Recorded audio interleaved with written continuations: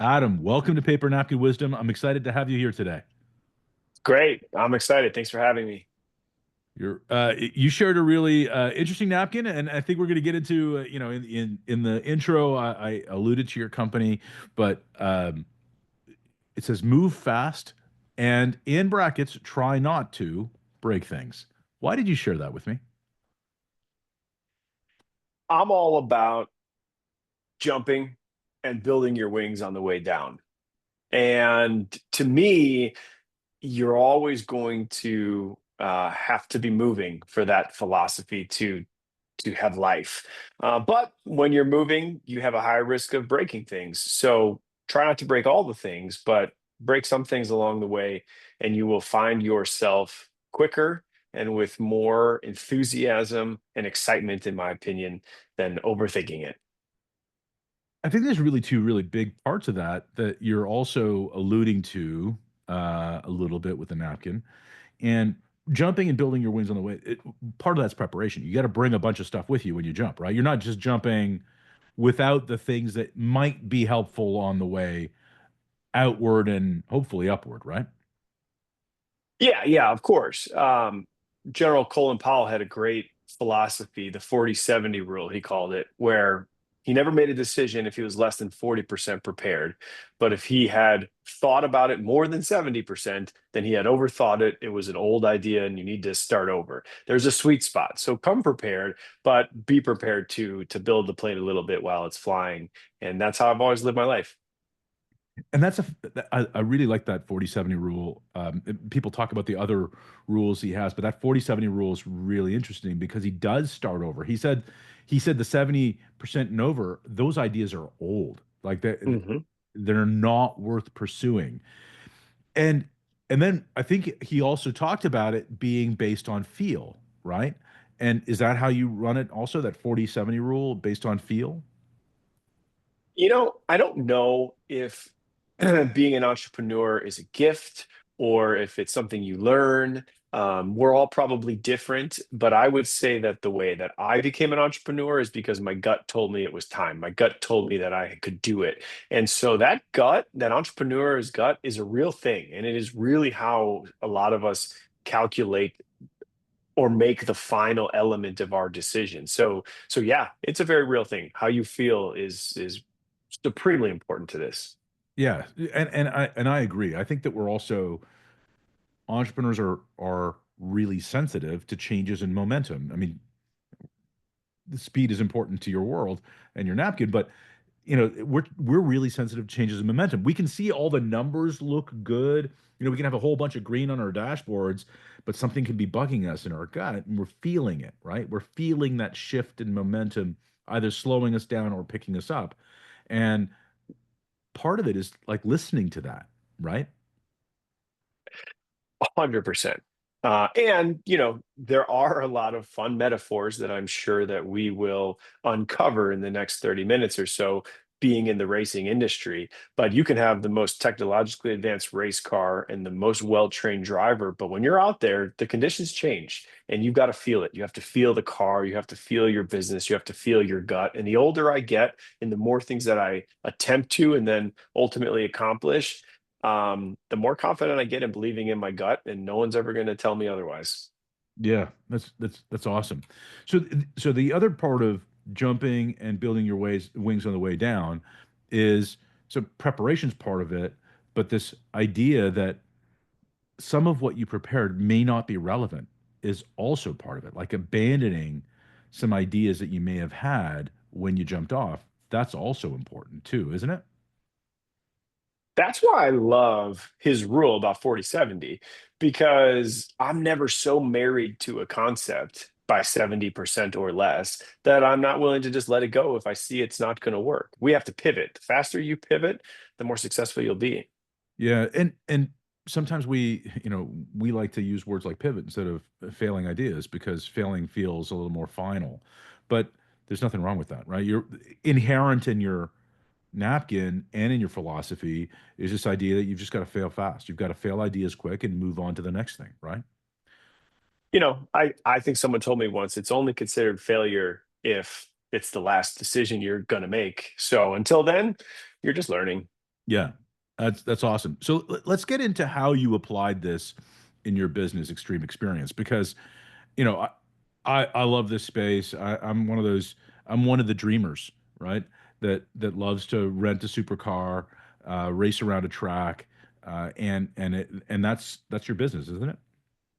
That's our business. We created this thing. I created this thing so that you could experience someday, you could realize that someday could be today. And it could be in a way that is safe and is fun and is shareable. And I was all about that. I want to live while it's worth living. Yeah. So look, this is not a small ticket business, right? This is something that takes a lot to get into and a lot to grow. So it's not a small risk. You took a big leap. You took a big leap off that cliff. And this is a big plane that you Yeah. have to figure out how to build, right? That's true. That's there's no beating around that bush, and there are plenty of folks who, in the beginning, our business is almost 13 years old now. So I've been building and trying not to break things and moving fast and doing it anyway for quite some time now. And in the beginning, it was maybe because I was 26 and naive, and I had nothing to lose, or I was stupid, or what all those, whatever young boys are. But yeah, I leapt off. I believed in myself, and just been steering the plane ever since. That's amazing. So how like so you obviously had a picture of what this was going to look like, right? And I think inherent in your napkin is you had a picture of what your business was going to look like. How did that shift? Like what changed? When you think about where the business is today versus where you started, how has it changed? What was the surprise? Pretty dramatically, actually. I had an idea that people should and wanted to experience things without having the burden of ownership or time or whatever it took to get into some of the nicer, more fun things in life. So, going with how I feel, we were into feelings. Initially, though, it was a rental concept, and we were renting luxury cars, we were renting boats, we were renting private aircraft.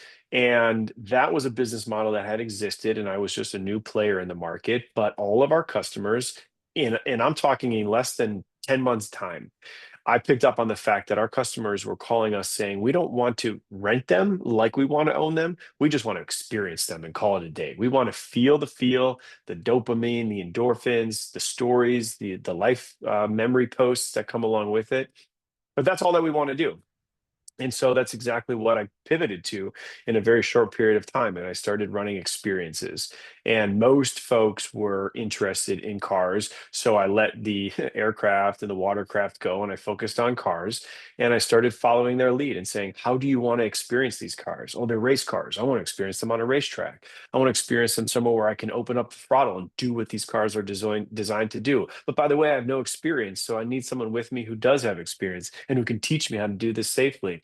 And one thing led to another, and we quickly pivoted from rental lifestyle to experiential lifestyle, and we grew it from there. So I think and I don't want to miss this point because it's really important. You're building a successful business, but you're listening to your customers. You had a pretty strong feedback loop that allowed you to sort of harvest this really useful information that they're mostly interested in cars and not the other stuff. So this is a real capital issue that you can deploy your capital in the direction of the people that are most interested. But the other part of it that I think is really important is that you heard that they were interested in something that you weren't really offering and you pivoted in their direction. Ex- Explain to me what that looks like because most of us are a little more slow about pivoting in that direction. How did you make sure that you were staying open to that? The good part that I learned early on was that I wasn't so passionate or so specific with the product I was trying to bring to market that I wasn't able to see the forest through the trees. What I mean by that is simply, I'm not a race car driver, I'm not a mechanic. Maybe I've become those things, but in the beginning, I was a kid who had an idea and who wanted to feel the feels. I was my ideal customer more than I was an inventor of a product or service that needed to be pushed out to market. So I went to market wanting to feel the way my customers wanted to feel. And so I was able to relate with them. I was able to shift and change our products and services so that we continued to align with how we felt about things. And that's how I've always run this business. I go into the field and I meet with our customers and I listen to them and I listen to what they tell me.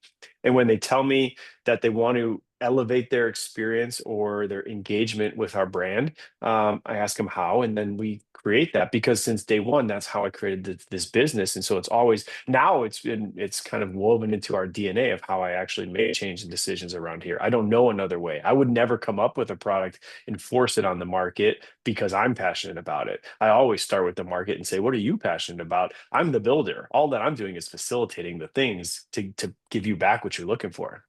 Yeah, and so I love that curiosity mindset. I love the way that you said, I wasn't so passionate about the product, but I realized that I was seeking the same experience as my client was, my customers were. So aligning yourself that way sometimes puts the entrepreneur in the position that, oh, I'm the ideal customer, so I know exactly how to fulfill it.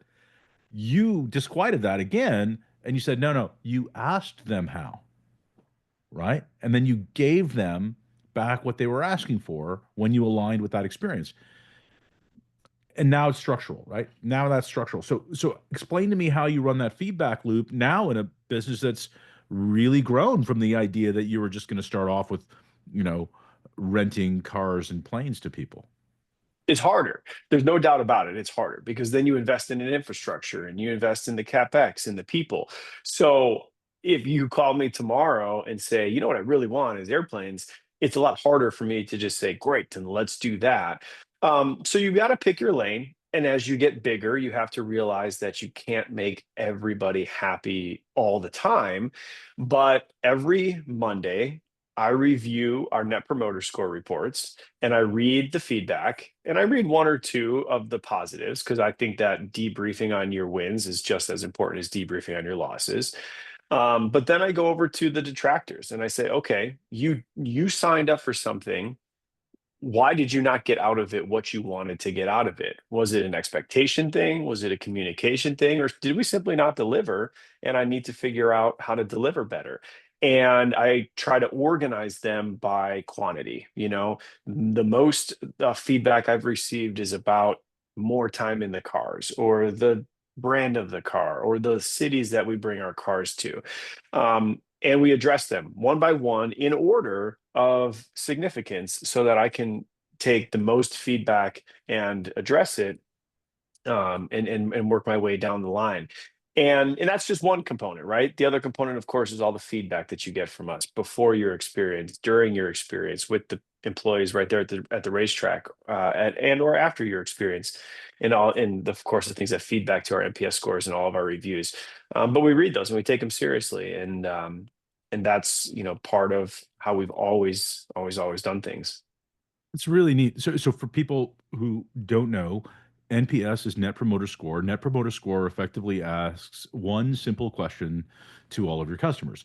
On a scale of 0 to 10, 0 being the lowest and 10 being the highest, how likely are you to refer us or service or company or product or whatever to a friend or a colleague?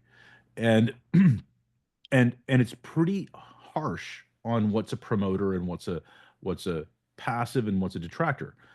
Only people who score 9 to 10 are considered promoters, right? And then after that, passives, meaning neutrals, are 7 and 8s, and the detractors are anybody between 0 and 6. So if you're between 0 and 6, you're a detractor. And the idea why it's called net promoter score is you do some percentage math and calculation between the two. And if you're above 0, you have a net promoter score that's positive. Net promoter score below 0 means that it's negative. It means that more people are likely not to recommend you than and actually negatively influence your brand. So people are 0 to 6 are likely to say bad things about you. 9 and 10 are likely to involuntarily say good things about you, and the others are just not saying anything about you. Correct? Yeah, no, you nailed it. And that's why it's so harsh because, 60% of the people are not your friends. And that's a lot of your customers. And the people who are your friends may not say something about it. So you have a very small margin of people. You have to get it really, really right for them to promote your brand and gives you stuff to work for.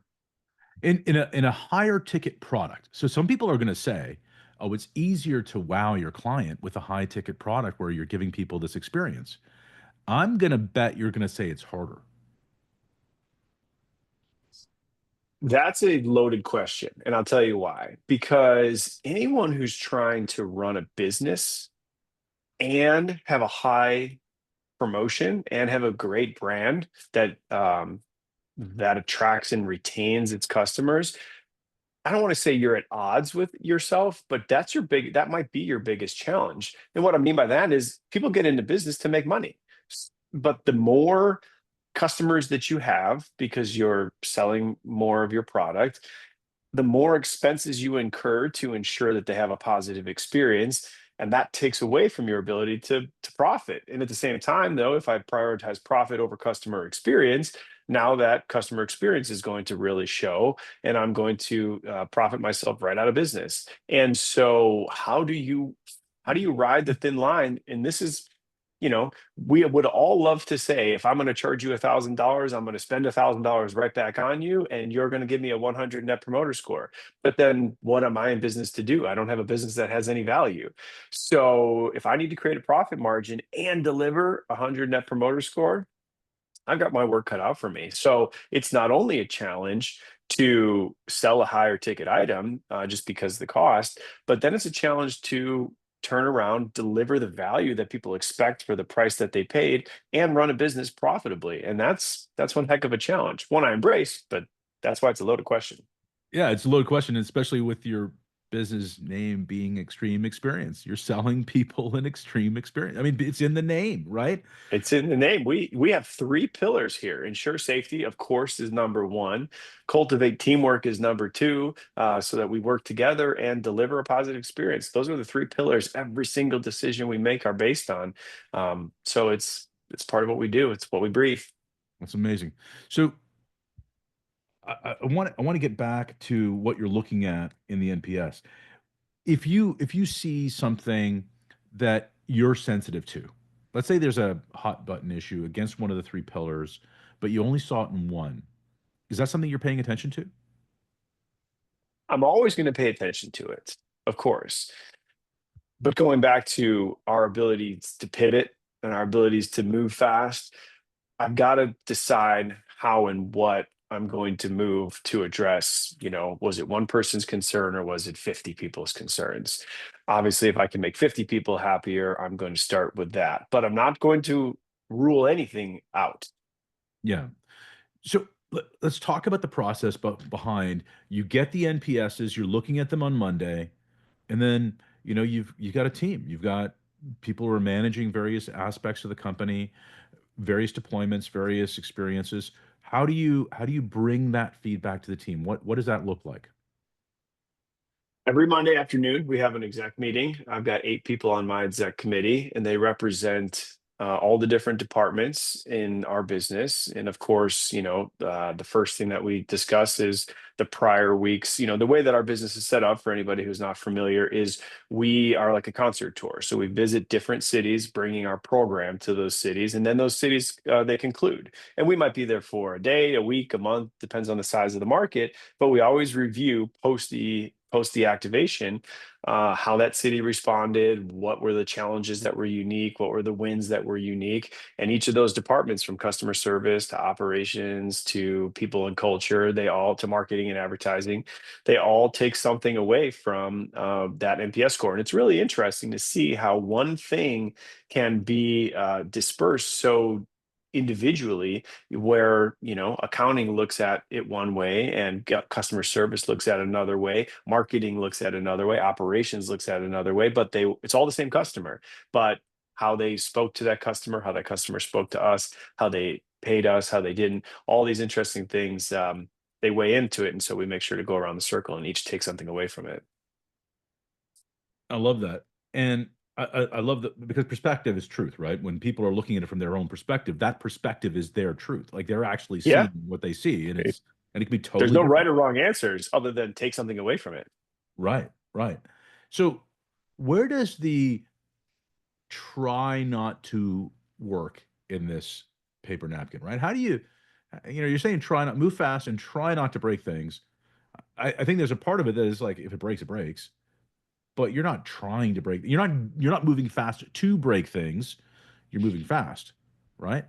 What's that look like? What does it mean? Yeah, you're moving fast and acknowledging that things will break. And I think that I added that because there's move fast.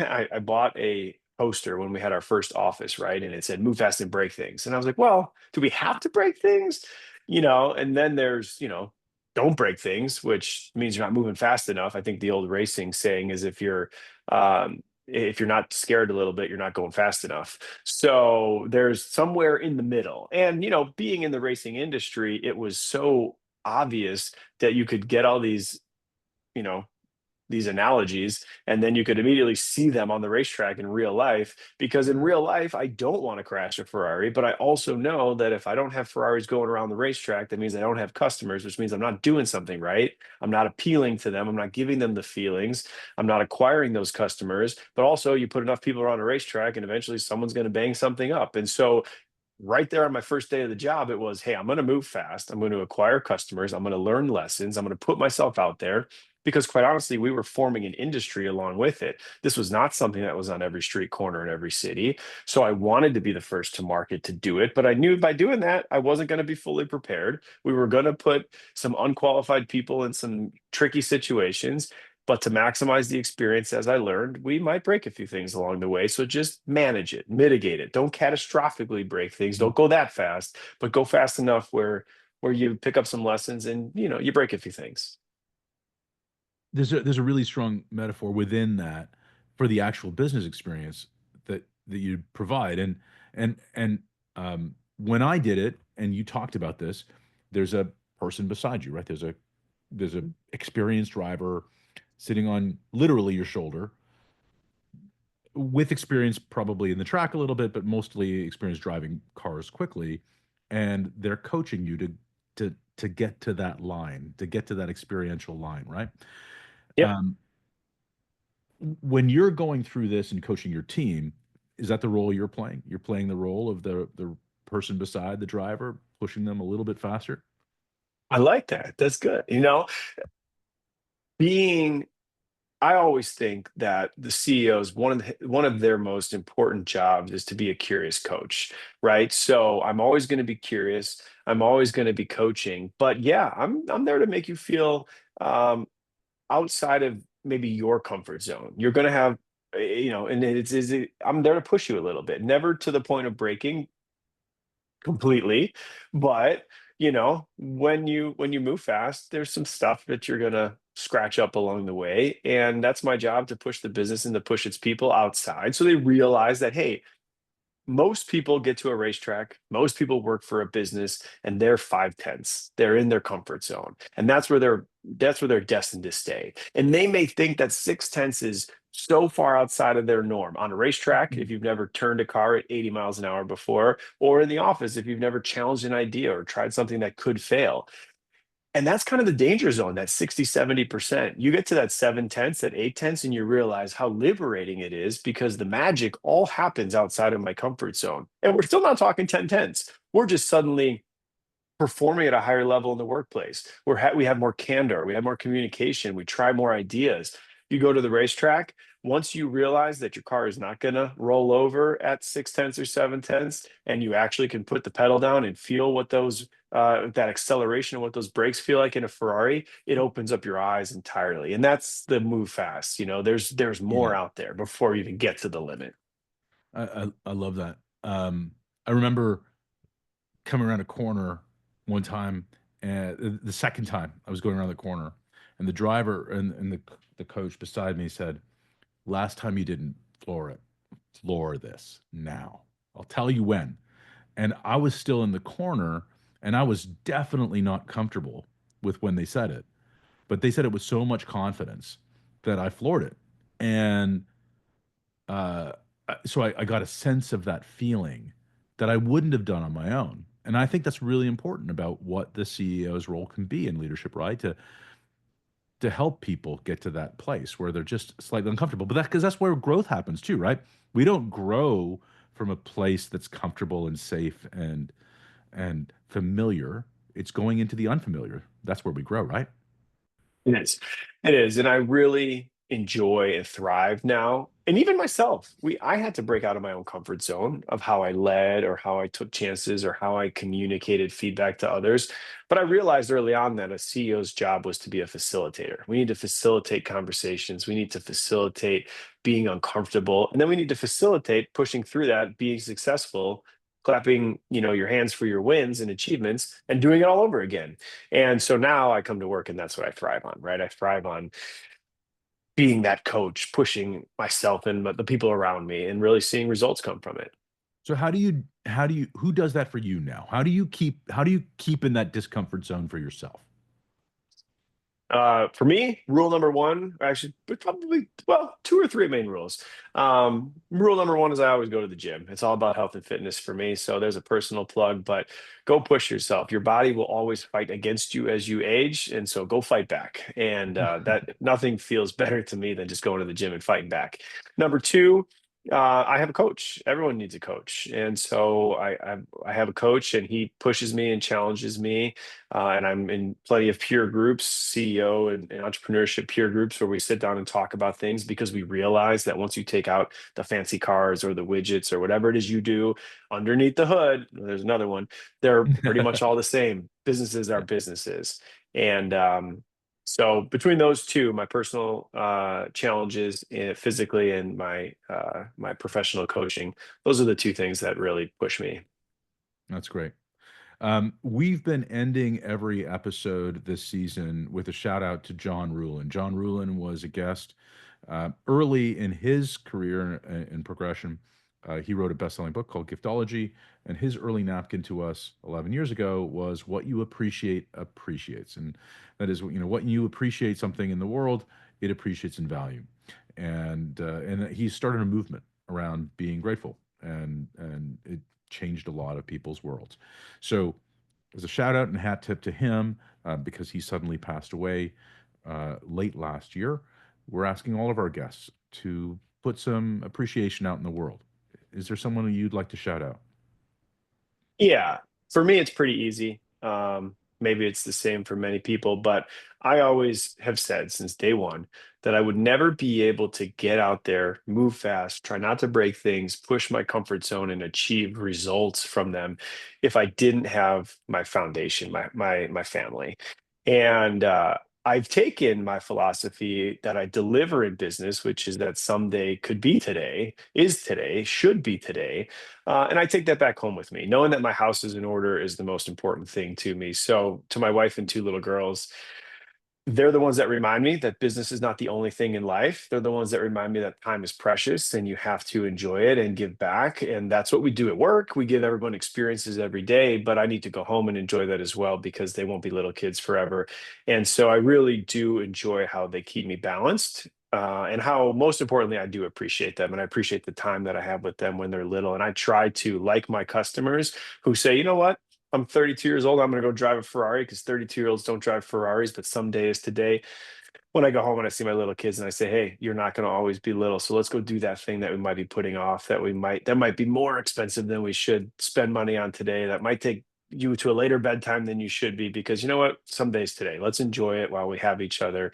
That will appreciate. I appreciate it. And then when you turn around and become better, moms yourselves one day, it will be paid forward in the world. So whether it's at work or whether it's at home, the two things balance me, and that's always been my foundation to be successful. If you're listening to this and didn't watch Adam light up when he talked about his family, it'd be worth finding the video and finding that. Thank you, Adam. Thanks for sharing that with me. Thank you for having me.